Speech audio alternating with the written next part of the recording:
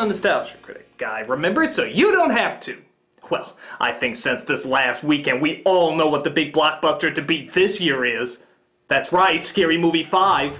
The fifth in the record-breaking saga that seems to bring in less and less money every single time one's released.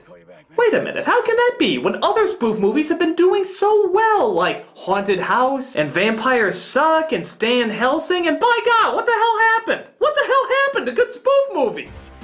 Some of our best jokes, satires, and even characters used to go into them. Even legendary comedian Mel Brooks made some of his biggest hits with spoof movies. But now it seems like every time someone even hears the word spoof, satire, or parody, the first thing that pops into their heads aren't classics like Airplane or Spaceballs. It's films that have almost become bad words like Epic Movie or Meet the Spartans.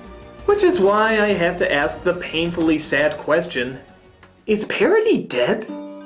It certainly seems that way. I'm noticing more and more that when people even see parodies attempted, there's this big resistance to them. Like they're afraid all the satirist is gonna do is just make references to other things and not actually do anything comedic with it. Just make the reference. So I guess the best way to understand faults in parodies nowadays is to take a good close look at what exactly they're doing wrong. What makes films like Hot Shots or Robin Hood Men in Tights work, and a film like Disaster Movie or Dance Flick not?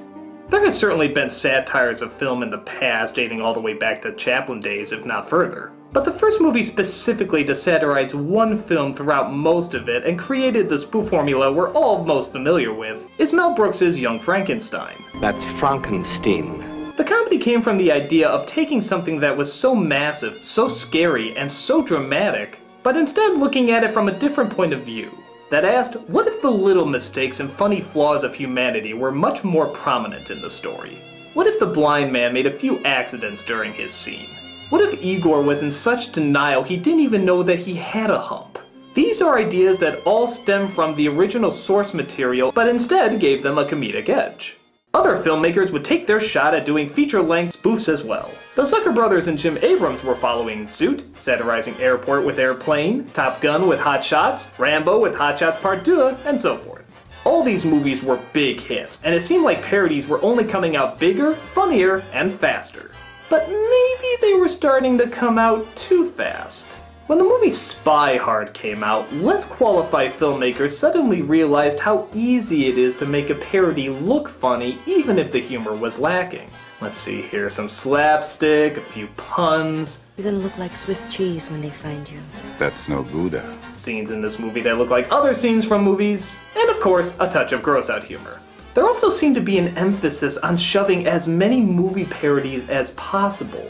Not because they had anything clever to say about it or do with the material, but because, hey, if Hot Shots just satirized one movie, imagine what a flick satirizing tons of movies can do. Well, I'll tell you exactly what it can do. It can be a piece of shit. Becoming too crowded and too unfocused. And you put less time into creating good jokes and characters, and instead try to make more time cramming in as many movie references as you can. But the advertising seemed to work. People went to this movie because they thought it was done by the people who did Hot Shots and Naked Gun. But when they got in, they were sadly disappointed. But who cares? This was new Hollywood. Once they had your ticket that opening weekend, nothing else mattered. That's the way things are done now. So they didn't need a movie to actually be funny, they just needed it to look funny. Because of this, incredibly low-grade parodies were made. As fast as possible and as cheap as possible. Hopefully fooling you into thinking you were seeing material from the great spoof masters. And to make things worse, even the great spoof masters were starting to lose their touch. The Zuckers-Abram team split up and they all went on their separate ways to do their own parodies. And all of them were slow, lame, and pretty weak. Even Mel Brooks seemed to be slowing down with a really awkward satire of the Dracula movies. And yeah, none of these were doing Leslie Nielsen any favors either. So for a while, the movie parody seemed to slowly be dying, with nobody trying to do anything new or inventive. That is, until Keenan Ivory Wayans came along to direct Scary Movie. A very specific kind of satire, as it didn't just make fun of scary films as a genre, it made fun of scary films of only the past few years. So it didn't wait to see if these movies would withstand the passage of time and therefore be worth satirizing. They instead took the zeitgeist route and mocked whatever was popular at the time. What are you waiting for, huh? What are you waiting for? Yeah, how many people under 25 even remember what that's satirizing? It also was, shall we say, a bit more obvious with its humor.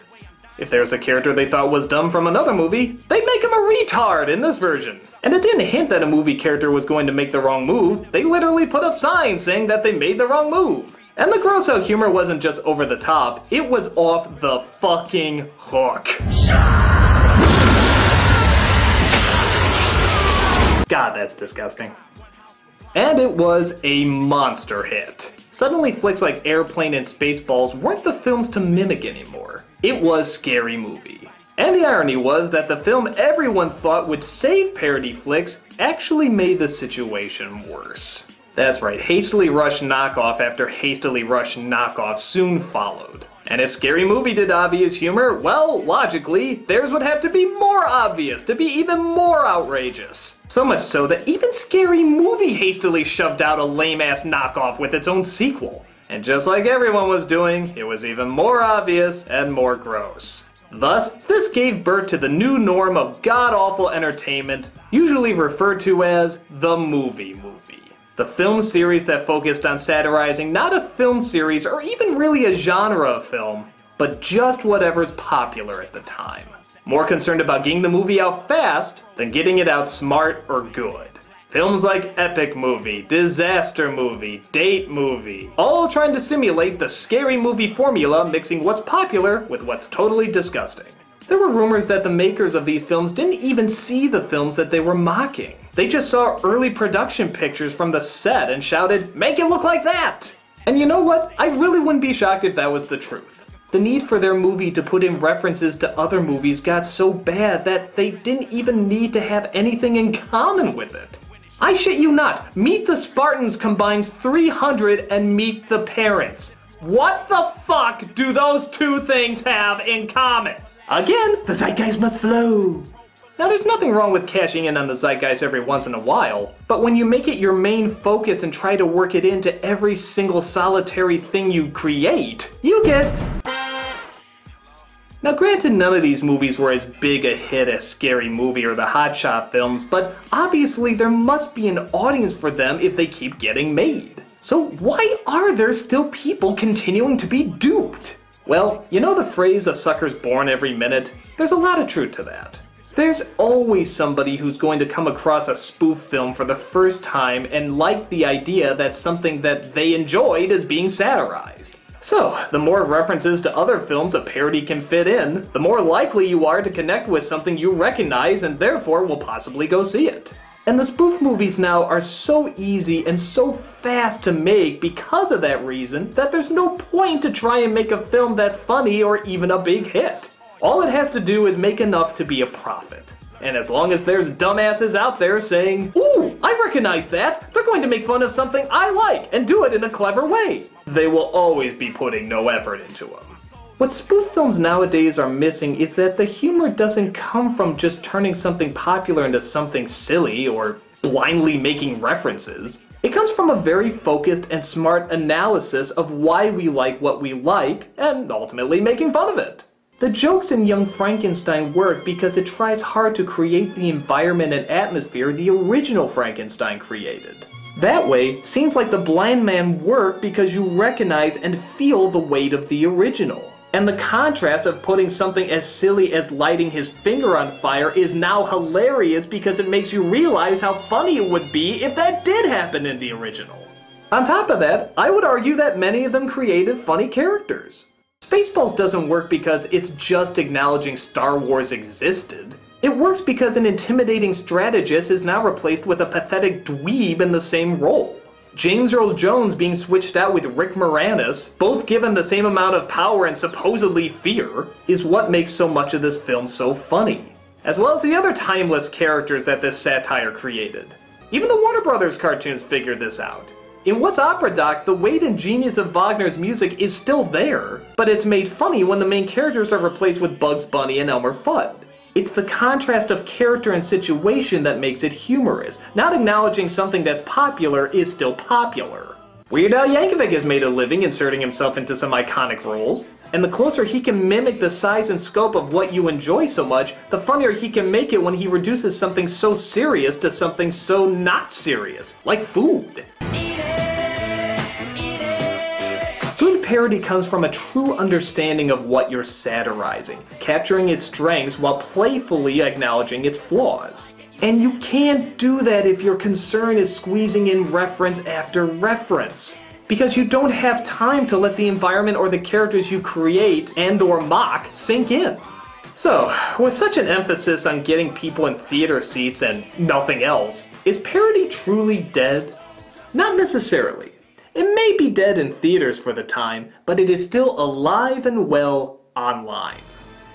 Comedic groups like College Humor, How It Should Have Ended, Animation Domination High Def, Funny or Die. These are all great satirists who know how to quickly establish the tone of what they're satirizing, make clever jokes about it, and keep it focused. In just a few minutes, they set up the environment and characters so that they instantly are recognizable, and know what elements to move around or switch out in order for it to be funny. On top of that, there's also good satire on TV. Comedy Central still brings us their fake news with The Daily Show and Stephen Colbert. And of course, South Park always knows the best way to mock everything, whether it be movies or anything else in media. And how about The Onion? They're still funny as hell and going strong, in papers, online, and in video form. So while it does look like good parody in movies is down and out for a while, I don't think parody will ever truly die. It just takes on different shapes and different art forms. And while I do miss looking forward to cinematic greats like Airplane or Spaceballs, there's still new satires being made, and many of them are just as funny. Because for every person who just wants to use comedy as a means to make a quick buck, there's hundreds more out there who know good humor and, more importantly, how to display it. And for those who still think something like Epic Movie is along the same lines as Young Frankenstein, you will always be a prime example of someone who will never get the joke. I'm the Nostalgia Critic guy, remember, so you don't have to.